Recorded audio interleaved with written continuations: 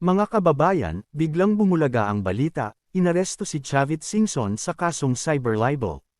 Pero may mas matinding tanong, may koneksyon kaya ito sa mga nauna niyang pasabog tungkol sa flood control at ghost projects? Huwag kayong kukurap. Ako si Kuya Bonat, at ngayon himay-himayin natin ang isa sa pinakamainit na balita, ang pagkakaaresto kay Chavit Singson, at ang mga tanong na hanggang ngayon ay wala pang malinaw na sagot. Base sa mga ulat ng media, inaresto si Chavit Singson kaugnay ng isang cyber libel case, at kalaunan ay nakapagpiyansa rin. Ngunit bago pa man ito mangyari, matatandaan na nagsalita si Chavit sa ilang interviews tungkol sa umano'y mga proyekto sa flood control na aniyay hindi umano natapos o tinawag pa niyang ghost projects. Dahil dito, maraming netizens ngayon ang nagtatanong, timing lang ba ang lahat? O may mas malalim na istorya sa likod ng pangyayaring ito? Sa ngayon, wala pang opisyal na pahayag na direktang nag-uugnay sa cyber libel case at sa kanyang mga naging pahayag tungkol sa flood control projects. Kaya mahalaga, hindi tayo agad magkonklusyon. Pero hindi natin maiiwasan ang magtanong.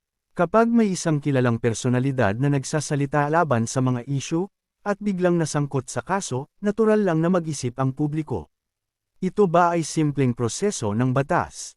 O isa itong pangyayaring nagbibigay ng mas malaking mensahe sa mga nagsasalita? Sa ganitong sitwasyon, mas mahalaga ang pagiging mapanuri kaysa padalos-dalos. Sa ngayon, malinaw lang ang isang bagay, ang kaso ay cyber libel, at ang proseso ay nasa ilalim ng batas. Ang mga koneksyon na pinag-uusapan, mananatili muna itong tanong, hanggang may lumabas na malinaw na ebidensya. Ano sa tingin ninyo? May koneksyon ba, o nagkataon lang? Comment nyo sa baba. Ako si Kuya Bonat, manatiling mulat, manatiling mapanuri. Ano ang masasabi mo sa kasong ito?